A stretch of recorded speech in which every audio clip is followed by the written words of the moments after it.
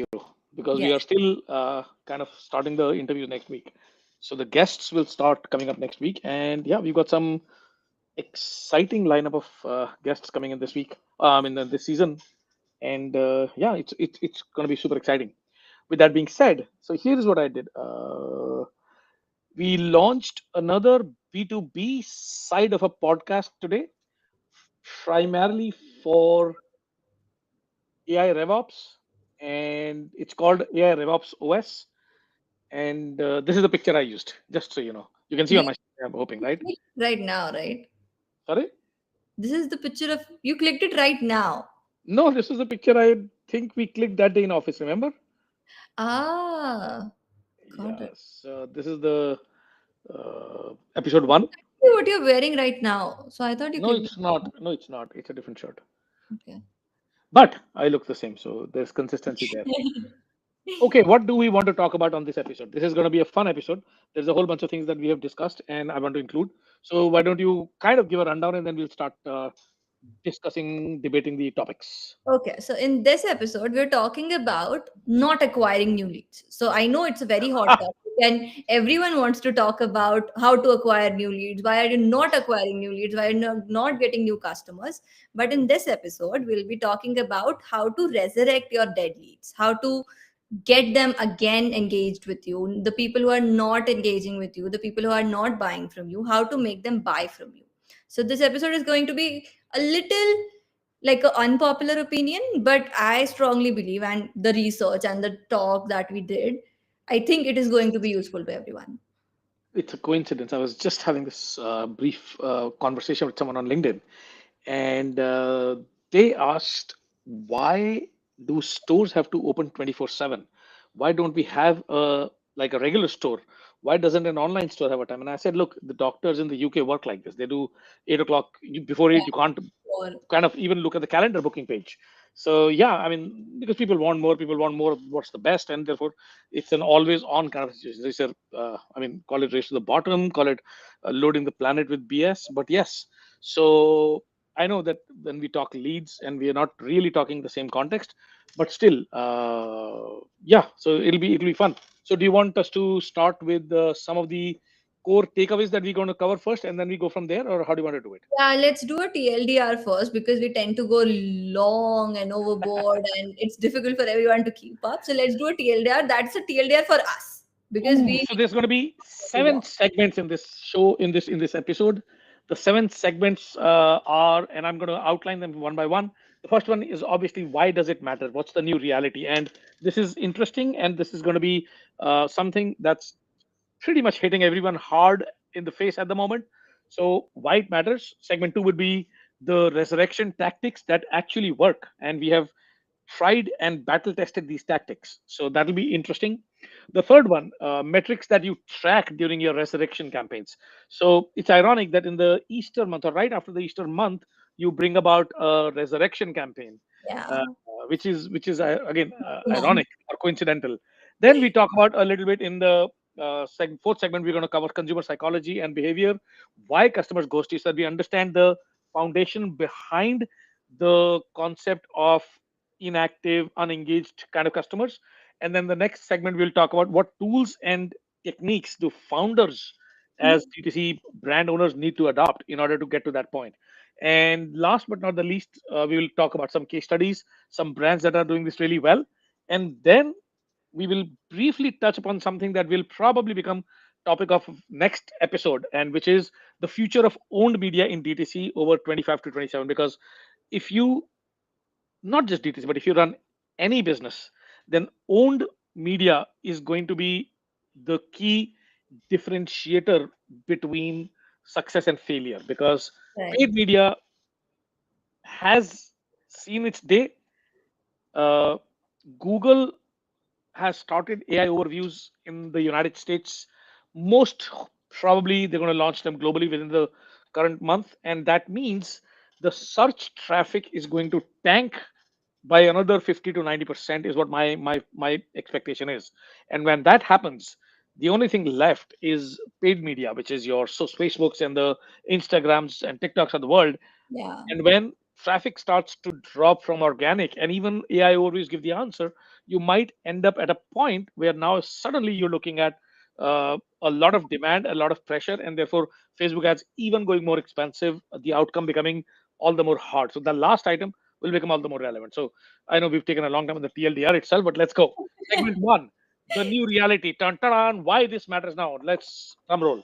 Go ahead. So I remember this one thing, like building on what you said last, that you told me a couple of weeks ago that at the end of the day, any platform you use, you are using it. It's not your platform. You're still borrowing audience from there. So you are not owning audience. So the theme of the topic is you should own your audience. So now that we are talking about it, the new reality is that you don't know anything. You don't own anything. If you, even if you're doing great on Facebook, you're getting 4 or 5 or 6 ROAS. It doesn't matter because the people are still on Facebook. You don't own them. People Hang on are one still second. on TikTok. Sorry, I'm interrupting you. Mhm. Do you hear a noise or something in your headphone? Do you mind if I give you a link, Yashi? Can you please also try logging in into that link? I'll give you a link. Give me one second. I'm trying to invite you. You are already on it. So, okay, great. So, if you can hear it, can you please tell me if you hear that sound? Ashi, go ahead, please. Yeah, so we were talking about the old Yeah, there audience. is a little bit of I think, disturbance in the microphone. Are you Mhm. using the regular microphone? Sorry about that. Do you also hear that? Let me know when you do. Go ahead, Ashi. I'm sorry. I won't interrupt now. Please go ahead. No, it's fine. So we're talking about acquiring new customers and using the old ones because the old audience is something that you are owning. You don't rely on a platform, you don't rely on a social media channel to drive those audience for you. So it's your own audience. So now when we are coming down to stats, I did some research and it cost like 5 to 7 times more to acquire a new customer than to retain an old one. I So agree. In that's fact, I would go to the extent of saying it's getting even more expensive now because retention rates have been are at a historical low.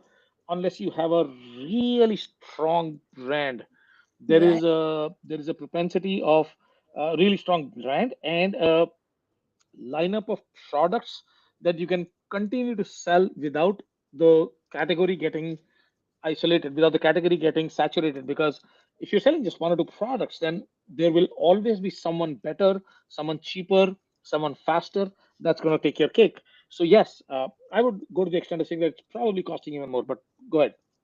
Yeah, so now that we are on the subject that we are talking that we need to like get the old people, we need to retain them so that we don't cost us more. And of course, they are customers, be it old or new. People are buying, your business is profitable. And it's even better because if you retain them, you kind of build a loyalty with them. Because if they are retained after a point, they will be thinking, oh yeah, that brand really values me and I should stick with it. And like why not all the dead leads, like I give it like 3 years. In 3 years your old leads, the people who are not engaging with you, will probably unsubscribe, you'll probably go away, and you won't be able to resurrect them anytime later than that.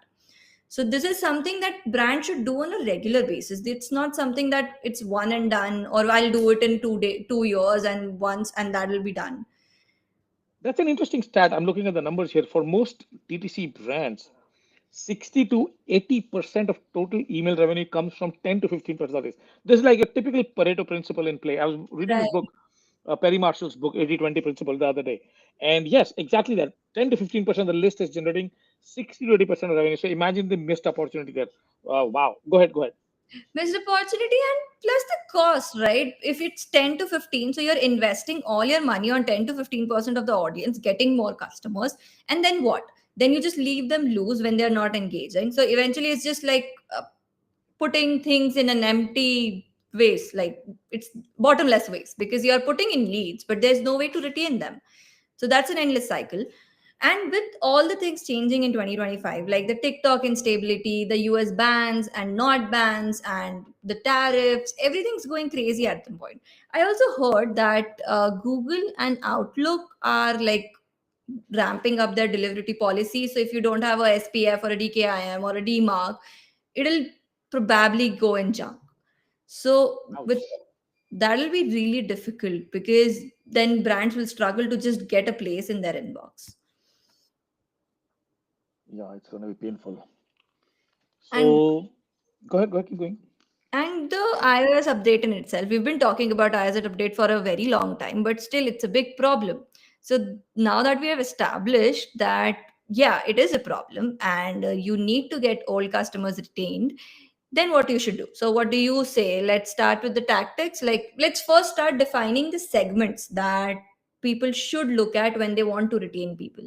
Because most of the brands who are earning a decent revenue, just say, for an example, say $5 million a year, they have already have all the basic automations that we say about. So they have cart abandonment, they have browse abandonment, they have post purchase, and all the basic automations that Klaviyo or any other email platform suggest. So who are the target and what flows they should get? So let's talk about that. Okay. So why don't you walk me through a couple of them, and then I'll take over with the rest. Which ones do you want to cover first? Okay, so let's start with the silent openers. So these are the people who have opened your emails in the last 90 to 180 days but By have the not way, clicked. let me just quickly interrupt for a minute. Anyone that is watching this or here listening to this show, you want specific instructions on how to create these segments or screenshots of the Klaviyo accounts where we create these segments, just let us know in the comments, and we will have them sent over to you. Go ahead, please. Yes. So we are talking about the silent opener segment. So these people open your emails, but they never click on it. So this is the first segment that you should target, because these people are slightly inclined towards buying your product, but are not fully convinced. So there is a psychology at play here. I was surprised, in fact, when we were looking at this data earlier this morning, there were out of a total of about 110, 120,000 active subscribers, Right. we had about 27,000 people that had opened the emails, which was Apple privacy false, which means that they did actually open the emails between 30 and 90 days multiple times, and yet did not click and have not placed an order ever. So they've Hmm. been on our list for longer than a month and have been engaging with our content, but have not placed an order. So that's an opportunity right there, figuring out why they joined, what they did not get that they were expecting to get, and how to Right. get it to them. So that's the thing, because those people are actively looking to buy. That's why that's the reason that they're opening your emails. They are looking to Yep. engage with you, but they're not being able to get to a point where they're convinced in themselves that, yeah, okay, I want to buy.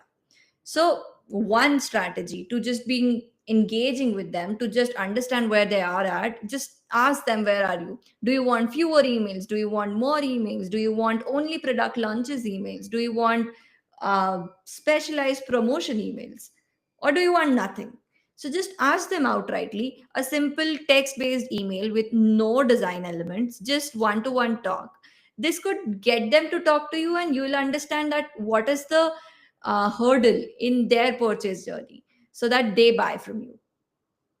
So when we build it out, when we also include some swipe files, for example, with the sample, so that people can, whoever is wanting it, can get the full back package. Yes. Cool. Okay, what's next? Next is your one-time gift buyers. Interesting. One time Wha- gift buyers actually are really interesting, because it can pan in both the ways. It's just like, I bought something for myself once and I didn't like it, so I never purchased. And the second thing could be, I bought it and then I gifted it to someone. So the gifting angle here is really important. So if someone is gifting something to someone else for just one time, you can promote that angle, because then you have an audience that is considering your product to be in the gifting segment. Don't you think about that? I love it. In fact, I think the first-time gifters and repeat gifters are important. Yes. Uh, One of the things that I would do if I was in this place is identify people that have gifted during holidays last year, Mhm. and then possibly finding out and segmenting those users and personalizing the content based on what specific segment of my ICP, my target audience, Right. did they buy for, and then relate more products and then push those products around major holidays. So that Hmm. way, it could help build a repeat kind of a business transaction. I agree, because see, there are a certain amount of products that are called gifts. Like, you can't gift anything and everything to anyone. And if your product is falling into that category, you are the lucky one, because it gives you two opportunities. One is to buy for yourself, and the one is to gift them to someone. Right. Interesting. So just tell What? them that if you want to gift it again, we can give you some like gift bundle, or just consider it as a gift from ourselves. Give them a coupon, give them a bundle that they can gift it outrightly. Give, like, just design your gifts into a theme. So Easter gifts, good Black Friday gifts, or any other occasion gifts. So you can do anything in that gifting segment. So Fantastic. the next segment is user who read your story, impact section, mission blurbs, but haven't bought from you in a year. That means that they're engaging on their website. You see them actively browsing on your website. Even I will go to an extent that who adds to cart and then just removes it. Because there are people like me who just add to cart 10 times before they buy, because they're too unsure of that if they want to buy, if they don't want to buy. So they are thinking too much. It's just simple as that. They are thinking too much. They are pondering on their own decision. At this point, the strategy is just to make them assure about the product that yes, this is something that you need. It is not something you want. It is not something that is a luxury to you, but this is something on your primal instinct that this is what you need. That's why you added in the cart. True that. I agree. Remind them like why the brand, because they are engaging with your brand itself, right? So they are adding products, that means they want to buy from your brand specifically. So a why for your brand would work really well. The next one is the entire segment who has ghosted your email strategy because it was just one big email discount. So there are people, and we have come across a lot of people who just hate when you send them discounts 10 times a month. And they call your brand that, oh, why are you doing this? We already buy from you. So they are the VIPs. So they have been loyal to you, but they got irritated because you were sending codes left, right, and center. So just ask them that if you don't want to hear from us, if you don't want to hear 10 times from us, just opt out for a monthly newsletter so you'll get everything that we're offering in just one day. That is a very important strategy. That is how you make them interested in your emails again. Because otherwise, they'll just only think that, oh, they just give out emails left, right, and center, and I'll always get a coupon when I want it. So this way they don't engage with them because they don't think that it's very special to open that email at that point. So your revenue is like pushed down the line and you don't get buyers outrightly there. Okay, what's next? Cool. Next one, high no, it's SMS only survivors. Is that the one? Yes, the SMS only survivors. Yes. People that have opted out of email, but they've still subscribed to your SMS or vice versa. That's an interesting one. So, how would you segment them? Would you segment them based on the orders placed, or you were still talking only about people that have never placed an order? No, I think we should talk about the people who have placed an order, because subscribing out of an email might be by mistake, might be by a moment of frustration. But subscribing in, like if they are buying from your SMS marketing, then why not? Because there are people who don't prefer emails. Like there are people in the world, I would guess, I know email is a very big part of life, but still there are people who just prefer that buy on impulse. If I get something on my text message, I do open it. If I see a link, I do click it. I know that's not right, but I do. So they are impulsive buyers, and if you just can hit the right nerve, they are your biggest segment because they will buy as soon as your email is sent out, SMS is sent out. So they are a big segment. Right. What do you think of the other part of it? Like, do we want to segment them in a segment that have not purchased, the SMS subscribers who have not purchased yet? Well, if they are on SMS, they have already said no to email subscription, or they've never given you that email address.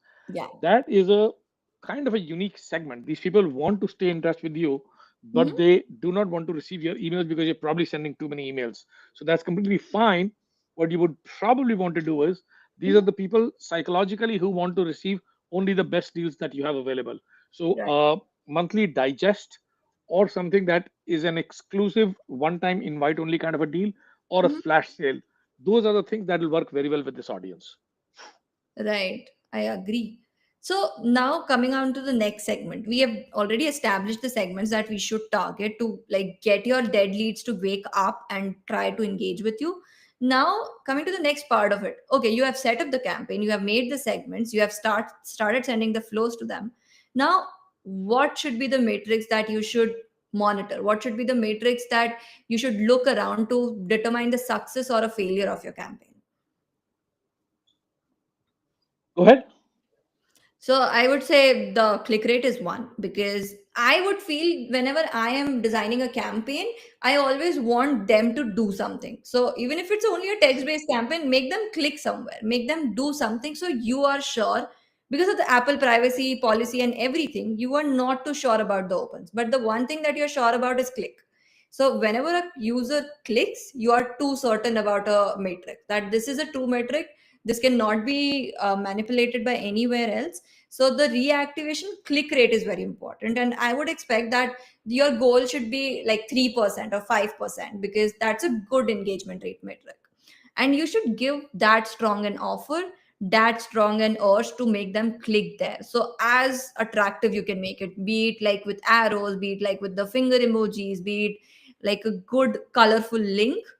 So make it stand out. So make your the click where you want stand out in the email so that they click it. Then I would say we would also monitor the unsubscribe rate, because if they are not at all interested, they'll just stand out unsubscribe from your list because they don't want you to be engaged in that.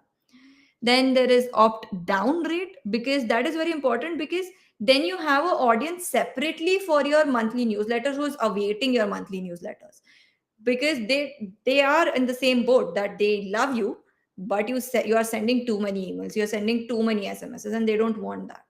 Yeah. Once a month they'll be very happy. And the last I would say is the revenue, of course, that whatever revenue you can get from them, but that's still a loose metric. Like I won't count on it, but I just want them to be engaged first, and then all my standard primary flows can do the work, or the campaigns can do the work. So will you probably also think about changing vendors for emails? So if there are people that have some of them are not buying, maybe the emails aren't landing with them. So you might want to will you want to change the email vendor at some point? That is an interesting thing, because once you like start using a specific vendor for Klaviyo, for example, and then you get used to it. So taking people out of it and thinking about going to a third party seems like a lot of hassle, but I would say it's worth it, because many a times what happens is people might be unsubscribed on you on your Klaviyo account, but if you go on some other platform, if you go on some, you take that list, so you're not hurting your primary ESP's reputation, because these people might not click, these people might not even open your email, so why do you want to hurt your email deliverability? So take it on a third party platform and then do the flows from there. So what will happen is you are running at no risk, and whatever fruit you get from that list is an addition to you. It's not something that you plan on doing, but it's something that you're getting in return, like 10 times more than you expected. Otherwise, if you do keep sending it from the primary ESP, there is a chance that even if your delivery is not bad now, but after sending this 10,000 campaigns, it will go bad. Yeah, true. So yeah, I think we've covered the delivery impact. Let's go to the fourth segment. I think we're making good pace here, Rashi. We are currently at about where are we? We are at the 23. 23-minute mark. It's not bad. We're It's not. making good progress. The fourth segment, which is almost halfway through, the consumer psychology. Let's talk a little bit about why customers ghost you, and is all activity equals to no interest, or lack of activity equals no interest? Let's talk about it. I would say there are only four factors that customers ghost you. Either they're overwhelmed, like you're doing too much and they're like seeing too much of you in inboxes or SMSs, and they're getting frustrated. Because trust me, when a person, for you, your brand is important, but for a customer, your brand is a brand, a product, a single product that they consume. It's not their entire life. So they don't want to see emails from anyone, or emails from their Wi-Fi every day. So one is overwhelmed. The second one is it's not relevant to them anymore. So consider a eyewear brand. Okay, so I used to wear glasses. Now I had the LASIK surgery and I don't wear glasses anymore. So why would I like to see a eyewear company barging my inbox and selling me eyewear? because I don't Interesting. want to consume it. It's not relevant to me. I have stopped using your product. So the second one is no relevance. The third one is no memory. They just, like, this is the case just opposite of the first point. It's either overwhelm or it's either underwhelm. So overwhelm, you're sending too many emails, and in like no memory, they are like they signed up for you. Then you send really, really less emails, or you didn't connect with them, and you didn't even try to make a sale to them. So they just signed up for you, and then just they forgot about it, that they even signed up for you, because they don't see enough of you in their inbox. So that's the third point. And the fourth one is slightly like on first and third, that they don't trust you. Like you Uh, always do One of sales. the most important factors in today's date and time. Yeah, you always do like fake sales. You always say that it's running out and time is running out and only this hours are left and this sale will not come back. And then again, after 15 days, bam, you are again with the same sale. So they feel cheated. Like, even if one example could be the expired discount codes. I came across a brand that I loved. And whenever I used to click their emails, their discount codes showed this discount is expired. And I was like, I don't want it anymore. I'm too like vigilant to just ignore them then. So these are the four reasons I feel that people are ghosting brands, that they either are too overwhelmed, either they are too underwhelmed, they have no relevance with you, or they don't trust you. Hmm, interesting. So, what would you do to bring them back? Do you want to go one by one? Do you want to go step by step, or all together? So, how would you bring them back then? See, bringing them back is just about building the trust back. So if you're sending too many emails, don't send too many emails. If you're sending too less emails, start sending a right amount of emails. If you're sending too many sales, don't send too many sales. So it's tying back to the reasons that they're not engaging with you. It's going to be hard for them to assess. I would imagine. Here's what I would do. I mean, for me, I would as a so I think let's put a benchmark number to it. So Right. if I was doing this, I would say, hey, ideal number to send in the, let's say, month is about 15 emails, 10 to Yeah. 15 emails at best. Right. And if you believe that, besides the emails, one of the things that I've always asked my clients look at is, look at the language that you're using, look at Right. the structure of the content that you're producing. Are you actually talking to your prospects, or are you talking at your prospects? So Right.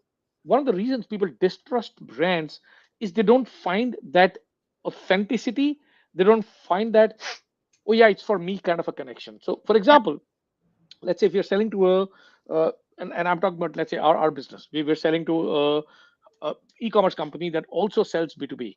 They have, let's say, interior designers as their target audience. Now if I'm sending an email to this particular client and I say, hey, by the way, when you sell to interior designers, here are 3 PDF files that you could send to them that work well. Now I'm certainly talking to them. So if that was my target segment, I would customize it for them to an extent where they would say, hey, he's talking directly to me, and that would improve the trust and that would increase the engagement. So yes. And also the type of email you're sending. So don't just like think that okay, I have to send an email, so I have to give an offer. Talk to them about their problems, tell them how to do it, educate them, inspire them, tell them how things work at your company, talk about yourself, what's happening, what's news is happening. So it's not just about promotion in itself. There are different categories that you need to take in mind. So one could be about the product, then you can highlight the features of your product. There are different n number of angles, but just don't go after promotion and discounts and offers left, right, and center. That's a very big reason why people don't trust brands with too many offers, because they don't get an actual value out of it. Wow. Also, one thing is that you should always respect your customers' wishes. Like if they don't want to come back, just respectfully agree to it. Don't push yourself. Don't tell them, okay, we'll send you this, and please come back. And don't be too bargy. If they have said no, just respectfully accept their wishes. Don't send them too many emails. Makes sense. And like, yeah, make them feel seen. Cool. Awesome. Now we are moving into segment 5, which is tools and techniques for founders. What are the tools and techniques that they should use to re-engage their unengaged slash lost interest subscribers? Let's talk about that. So you have like there should be a mix of all the channels. It shouldn't be that okay, my email subscribers are not engaging with me and I need to send emails. That's not the only way. So if your email subscribers are not engaged, take them, pull them on Facebook, and try to re-engage them, retarget them on Facebook ads. If they're not even like re-engaging with you there, take the list again, send them direct mails, send them surveys for that matter. Just have them engage with all the channels before you write them off, because writing a customer off is very expensive proposition. It's not something that you want to do on a regular basis. Okay, this person has not purchased me on emails, now I'm signing it off, or they'll not buy from me anytime again. That's not entirely true. Some people do not open emails, but they are very active on Facebook. They might buy it on Metashop for that matter. So why do you want to miss that chance? So it's just not Meta. Take it on TikTok, because most of the people are on TikTok these days. Yes.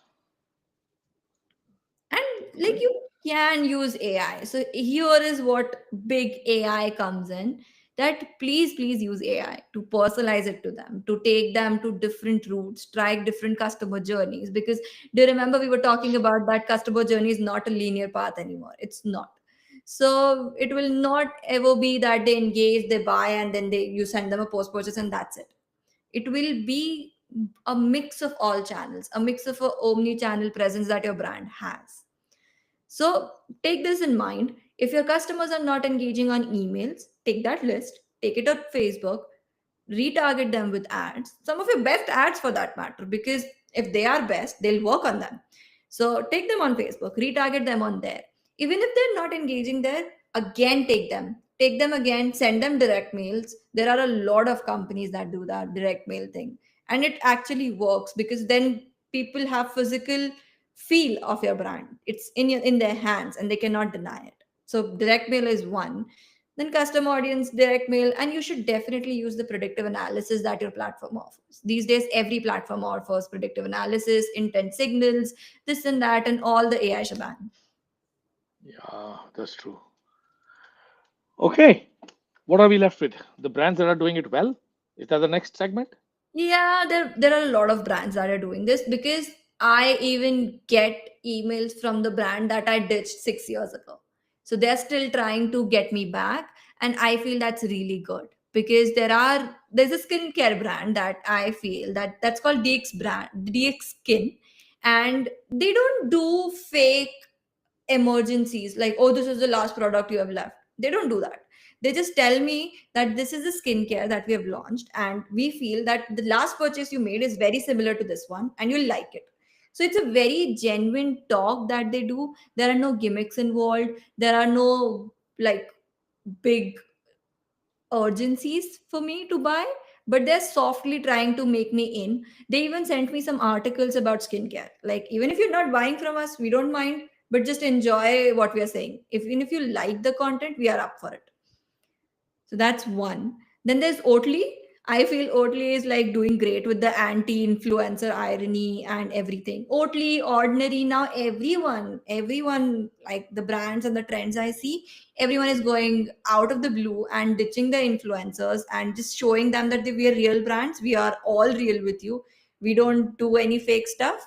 So do you know about the Ordinary campaign that they took a showroom and they just piled uh, stock of cash. There's nothing. Like, this is the money we have spent on influencer advertising, but this we spent on product. So we don't think we need influencer marketing for us. So this is the money that they kept there.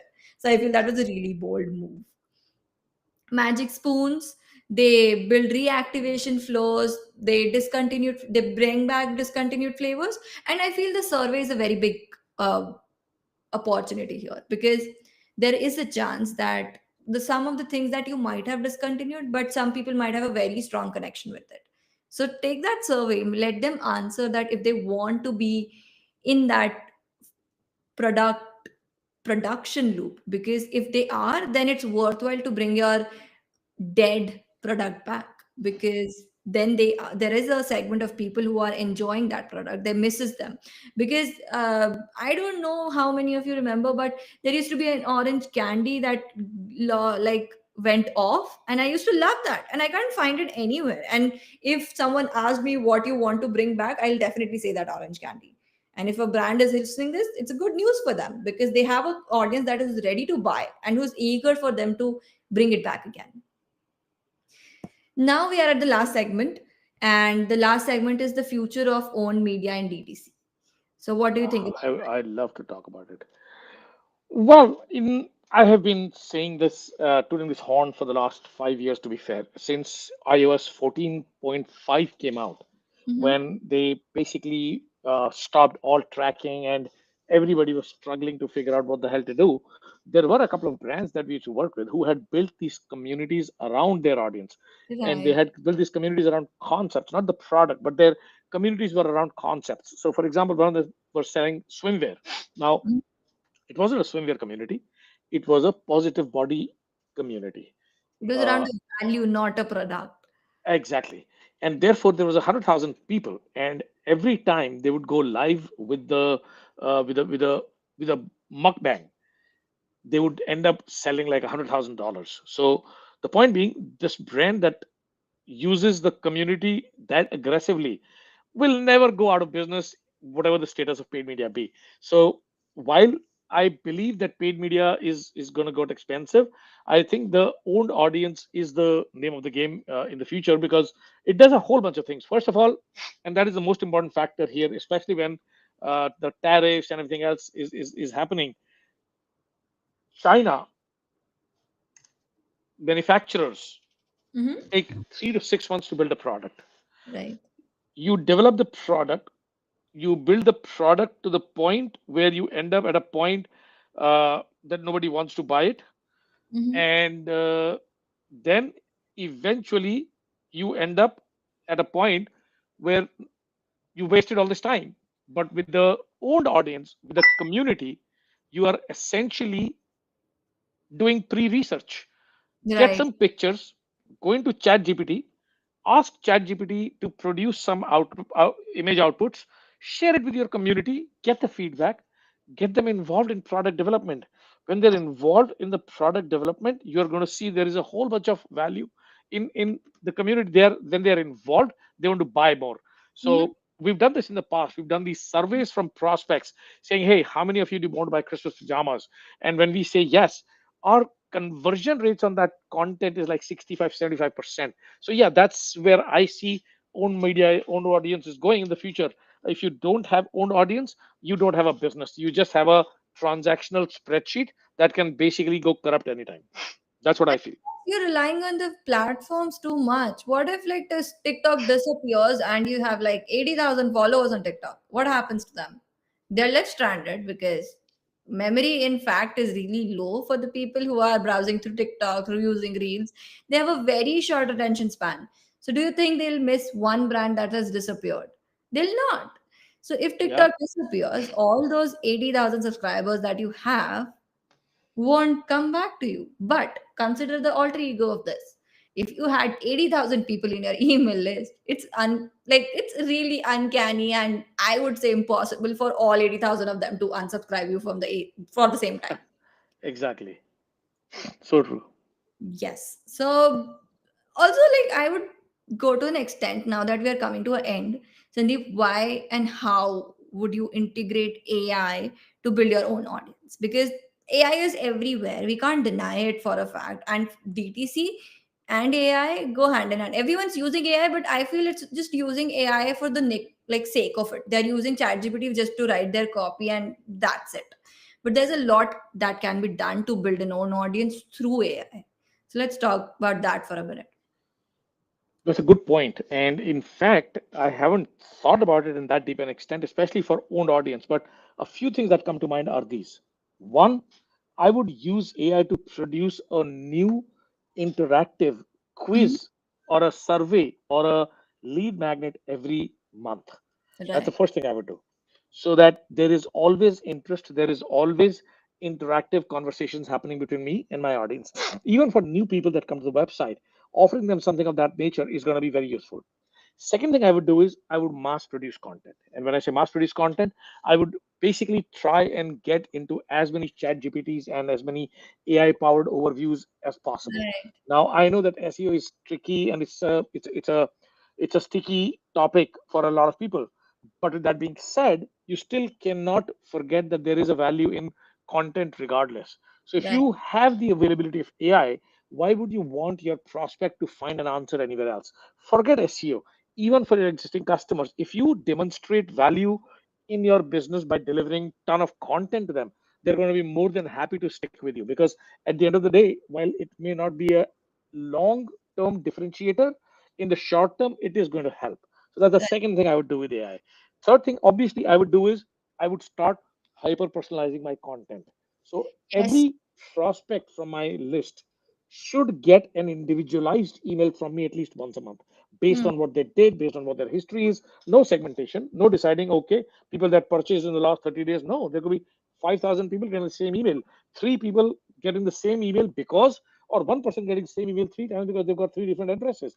I would never do that. Instead, I would personalize every email so they know that we are actually personalizing the content. Those are my key three things that I would do with AI. Yeah, because the bottom line being that people unsubscribe from brands because they are not relevant, but they come back for relevance. So if you categorize them, the quiz point you said is wonderful, because if I love quizzes because then it tells you who you are. So it's defining yourself, and people love that. So you can't get away from it. And now that you have the power of AI, you can do anything, literally anything that you have ever wanted, just in a span of a few hours. So why not use it to your power instead of just shying away and complaining about the M dashes and everything about that? So true. I agree. In fact, now it has become a negative kind of a connotation to complain about M dashes, because at the end of the day, people are focusing on M dashes and not the actual content that is actually delivering value. So yeah, Agreed. So if you're providing value and even it's in bulk, there's not a bad thing about it if AI can do it. So I would say go all out on AI, use it to your benefit, and try to resurrect your old leads before you yeah, started chasing after the new ones. cool. Okay, so I think that's it for this episode, and the episode 00 is Zero now zero. coming Yes, to an end. We have a lot in store for you. From next week, a lot of people can will joining us, so we have some very interesting guests. We have like good people from the DTC community. They love to talk about it, and I feel you'll have fun. a lot of value as well. A lot of value as well, of course. Awesome. All right. I think we are starting the second season strong Yes. and looking forward to more excitement in the rest of the year. Okay. Okay, see Bye you bye. in the next episode. Bye bye. So, no, wait, last thing, wherever you're listening to this, if you Yes. like it, share it with a friend, uh, consider subscribing wherever you are, could be Spotify, Apple, YouTube, wherever you are. Yes, consider giving a thumbs up, ask us questions, comment here, and show us some love. Thank you. Thank you. Bye.